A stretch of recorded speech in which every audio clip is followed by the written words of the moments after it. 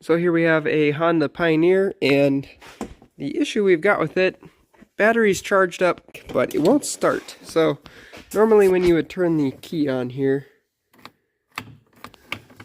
you would have some lights come up on the display there, but it doesn't do anything, and when I turn the key, it doesn't do anything. And you are supposed to step on the brake while trying to start it, and still nothing. However, if I take my pocket knife and cross the starter solenoid,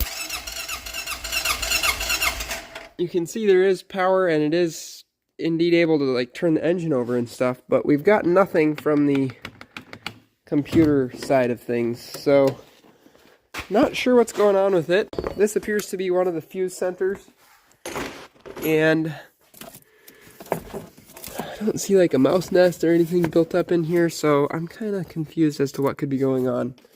So I'm going to kind of dig around here and see if I can't figure out what's going on, and then show you the problem, and hopefully it'll help you in your situation. So if you pop this open here, you can see 15 amp IGN, that's ignition, and then lights and the other few fuses that are here. But I just checked the voltage across it. You can test it on those pins, and I was getting 12 volts across, which means it must be burnt. Might have to get a tool. Got a tool, Ben? Ben's got a tool. Obviously a good fuse should look like that. And if it's bad, it'll look like that. Yep, that is indeed burnt. So, these electrical testers only measure a difference in voltage. So by checking across there and having 12 volts, it meant that the fuse was bad.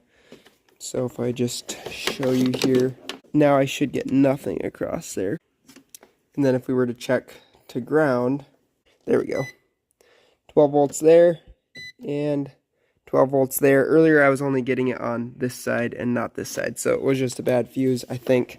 Now when we turn the key on, we should get a response. Oh, and it burnt.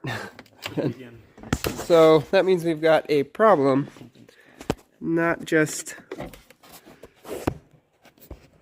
Yeah, I think that burnt the fuse. I seen a little spark or something. Did you? Yeah.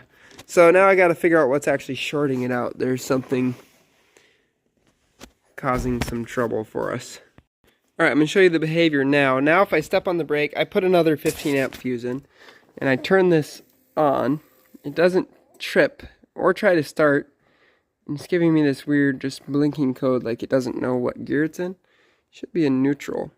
And I can actually start it now if I hold the key on. I'm going to just cross the solenoid. So as long as I hold the key on so that this is getting power, it will run.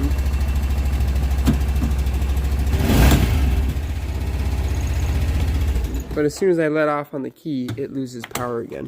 So it's almost like the ignition switch is bad and it's not letting power through while it's just in the on position. I'm not really sure. We're going to double check and make sure none of these other fuses are bad here. So I found the problem. I'm not sure what happened here, but I'm going to go unhook the battery. This does not look like a fun thing to fix. So, yeah, that makes sense that this would be all having a bad time. So something, a branch, stick, an angry beaver got up underneath here and chewed this stuff up. So upon further investigation, I sort of think this looks like it may have been chewed by a dog. Are you the one that chewed the wires? Are you the one? You naughty puppy. Naughty. There seems to be, I don't know, it's kind of hard to tell. Do those look like little dog teeth marks? I mean, there's some little pricks that go pretty deep. I don't know if a dog would actually reach up in here and chew this, but this over here, this connection for the headlight being ripped separately, multiple inches over from where this is damaged, Kind of makes me think that a puppy did this. So, very annoying. At least now you know where the fuses are. I'm going to splice all these back together. Probably going to take a little while. And then hopefully it'll be good to go. So I didn't show the process of actually going through all those wires and getting them reconnected, but this is what I used to reconnect them. These are just crimp connectors. You strip the wire back, stick the wire in there, crimp it with your crimping tool, and then you heat this up and it melts and shrinks over the wire. Makes a pretty good, mostly watertight connection. So I'll try to link to some of these in the description. I needed some of this size and some of the blue size. But yeah, basically all we had was the ignition fuse was burning because all those wires were chewed up. There were, I think, 11 wires that I had to patch. So it was a pretty bad tear into that harness. Hopefully you don't have something quite that bad. So after I got the wires spliced, I just taped this nice and tight. So hopefully no more dogs will jump up in there and chew the wires.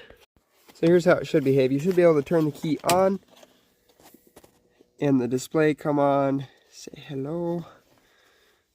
It's almost out of gas. And then you should be able to turn the key with your foot on the brake.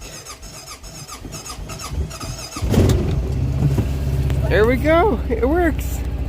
Woohoo! We're in good shape now, right guys? We're gonna go pick the eggs and feed the chickens. So anyway, hope that you guys enjoyed, and we'll talk to you later.